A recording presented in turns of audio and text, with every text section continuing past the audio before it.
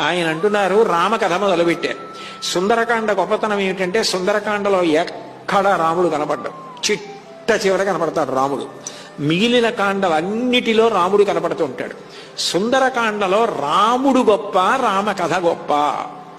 రాముడు గొప్ప, రామకార్యం గొప్ప.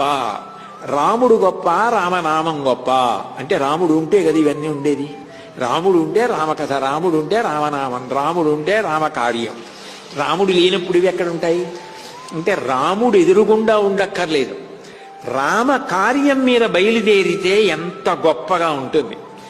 రామకార్యం మీద ఉన్నవాడికి సాయం చేస్తానన్న మాత్రం చేత ఎంత వైభవం ఉంటుంది.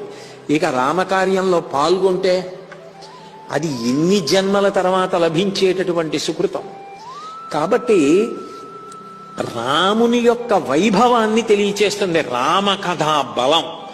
రామకథ మృత సంజీవని, చచ్చిపోయిన వాళ్ళు కూడా బ్రతికేది. ఎంత పాపాన్ని పరిహరించి అవసరాల్ని తీర్చగలిగినది రామకథ. అందుకే రామకథ శ్రవణం చనిపోయిన వాళ్ళని కూడా బ్రతికిస్తుంది. ఏదో ప్రధానమైన అవసరము తీరలేదనుకోండి, చాలా దిగులు ఏర్పడిపోతుంది మనసుకి. ఆ దిగులుకి కారణమైన పాపమును పరిహరించి శుభమునివ్వగలిగినది ఏది అంటే రామకథ. అందుకే ఫలశ్రుతిలో ఆ విషయాలు చెప్తారు.